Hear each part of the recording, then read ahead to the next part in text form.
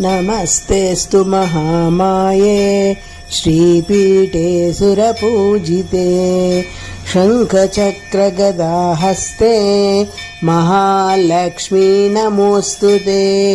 नमस्ते गरुडारूढे कोलासुरभयङ्करी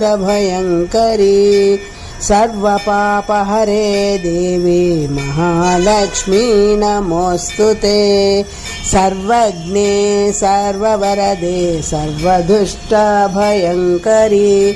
सर्वदुःखहरे देवी महालक्ष्मी नमोऽस्तुते। सिद्धिबुद्धिः प्रदे देवी भक्तिमुक्तिप्रदायिने मन्त्रमूर्ते सदा देवी महालक्ष्मी नमोऽस्तुते।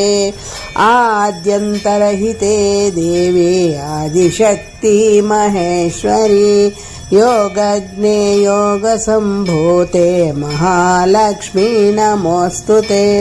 स्थूलसूक्ष्मे महारौद्रे महाशक्ति महोदरे महापापहरे देवी महालक्ष्मी नमोऽस्तुते। पद्मासनस्थिते देवी परब्रह्मस्वरूपिणी परमेशी जगन्माता महालक्ष्मी नमोऽस्तुते। महालक्ष्मी अष्टकं स्तोत्रं यः पठेत् भक्तिमान् नरः सर्वसिद्धिमवाप्नोति राज्यं प्राप्नोति सर्वदा।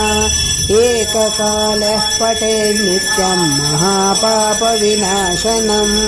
द्विकालं नः पठेत् नित्यं धनधान्यसमन्वितः त्रिकालं नः पठेत् नित्यं महाशत्रुविनाशनं महालक्ष्मीर्भवेत् नित्यं प्रसन्ना वरदा शुभा।